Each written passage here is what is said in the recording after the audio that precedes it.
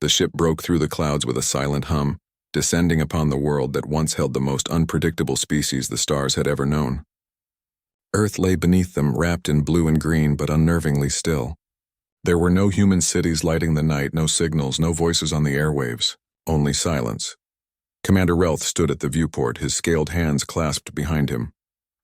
He had read every record the Council kept about Earth, every warning, every story of human defiance. The records called humanity dangerous, unstable, brilliant, and then gone. 200 cycles ago, the transmissions stopped. Scouts sent later never returned. The Council decided to seal the system and forget it. But now they had come back. Their mission was simple: to recover ancient artifacts of technological value. Humans had been reckless, yes, but their machines had changed galaxies. The Council wanted their secrets again, now that the fear had faded with time. The landing craft touched down on a cracked surface where a city once stood. Towers had fallen, swallowed by vines. Roads were nothing but stone trails under creeping moss. Relth and his team stepped out into the air, scanners sweeping. The sky was clear.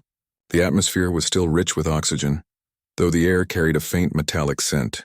Life signs minimal, the science officer reported. No active structures. The planet has been self-sustaining for centuries. Relth moved forward, his eyes tracing the shape of ruins ahead. Massive iron frames leaned against the wind, skeletal remains of human towers. He could almost feel the echo of their civilization. The noise, the movement, the endless drive forward. They walked through what was once a great square. Statues stood there still, eroded but recognizable. Human faces carved in stone, eyes raised toward the sky, immortalized in the act of reaching. Relth paused at the base of one. A single word, faint but legible, was carved into the pedestal. Hope, he frowned. Hope was a primitive word. Dangerous, too. It was what made humans impossible to predict. Even when the Council thought them beaten, humanity had always found a way to stand again. They moved deeper into the ruins, the sound of their steps echoing against hollow walls. Inside one collapsed building, they found remnants of human machines. Rusted frames, shattered glass, blackened circuits. The science officer brushed dust from a curved metal plate. Ancient computing cores, non-functional. Collect samples, Relth ordered.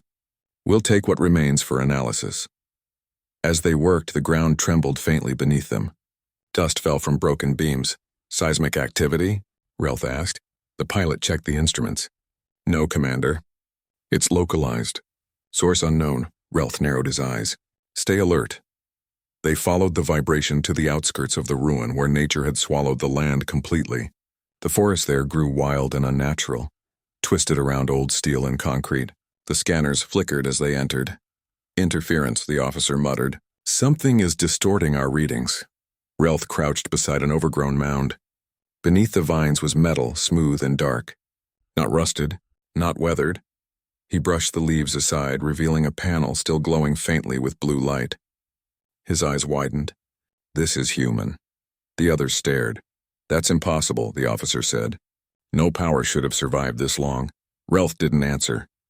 He pressed a gloved hand against the panel. The light pulsed beneath his touch and a deep hum filled the air.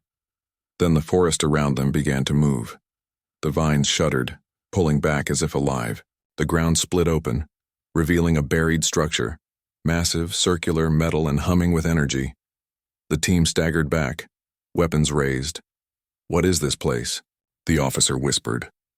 Relth watched as the structure rose from the earth.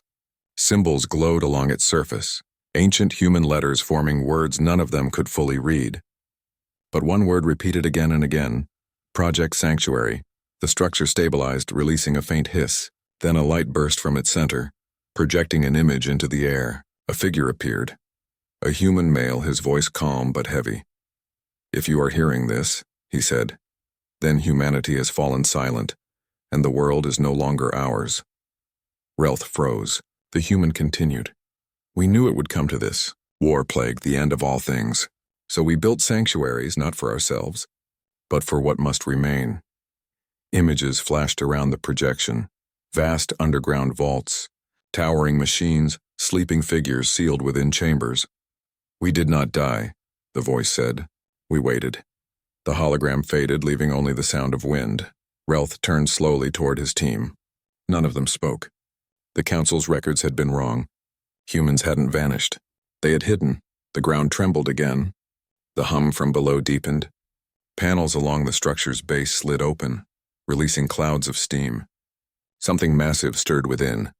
The pilot stepped back. "Commander, we should leave, now." Relth's voice was low.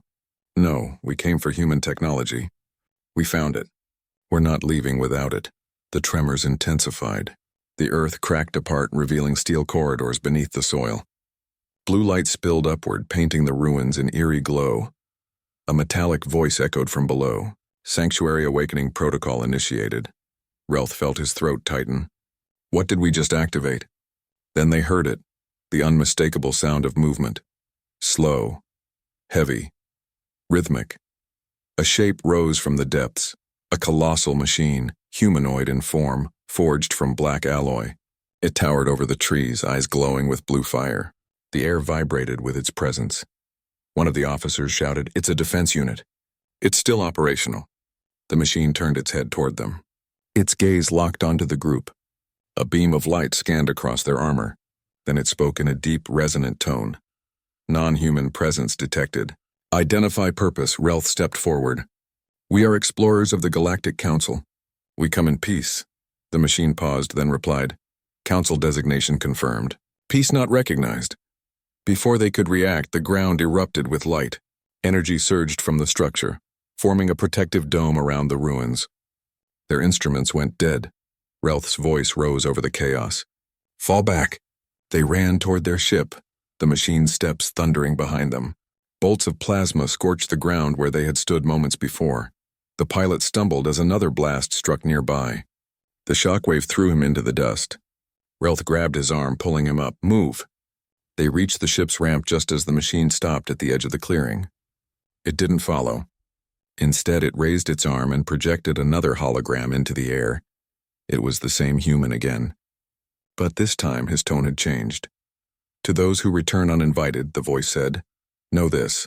We are not gone. We are the storm that waits. You feared us once, and you were right to do so. You took from us. You judged us. And when we fell, you thought it safe to forget." The image leaned closer, eyes blazing with quiet fire. "Remember us now." The hologram vanished. The machine lowered its arm and stood silent once more. The dome's glow dimmed, and the earth began to settle. Relth and his crew stared in silence, hearts pounding. Back aboard the ship, the science officer trembled as he reviewed the readings. "Commander, the energy output from that structure, it's beyond anything recorded. The planet is alive with power. Whatever those humans built, it's still running." Relth didn't answer. He was staring out the viewport again. The ruins below shimmered faintly with light, as if the world itself had awakened. "Commander?" the officer asked softly. Relth's voice was barely a whisper. "They were never destroyed. They prepared for something greater. They lifted off, engines roaring, climbing through the thick clouds back into orbit. But as they broke free into space, the ship's sensors caught something else. Faint signals rising from across the planet. Not one, but hundreds, each one from a different continent, each one carrying the same transmission. "We are humanity. We remember." Relth's blood ran cold. "Multiple sanctuaries," he muttered.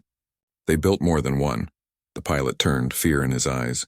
"Commander, what do we do?" Relth stared down at Earth, at the growing light spreading across its surface. "We leave," he said quietly. "Now." But as they turned toward the stars, the communications officer gasped. "Incoming signal. Wideband broadcast. Source, Earth orbit." Relth spun toward the screen. There, just beyond the moon, something massive was emerging from shadow. A structure unlike anything they had ever seen. An enormous ring spinning slowly, its surface alive with blue light. It was ancient but active. "Human construction," the officer whispered. Relth felt the weight of dread press against his chest. They built an orbital array. "It's awakening."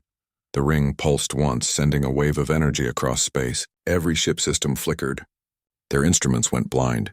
Then the signal came through again. A human voice, calm and resolute. "To those who return to our home, understand this. We left not in defeat, but in purpose.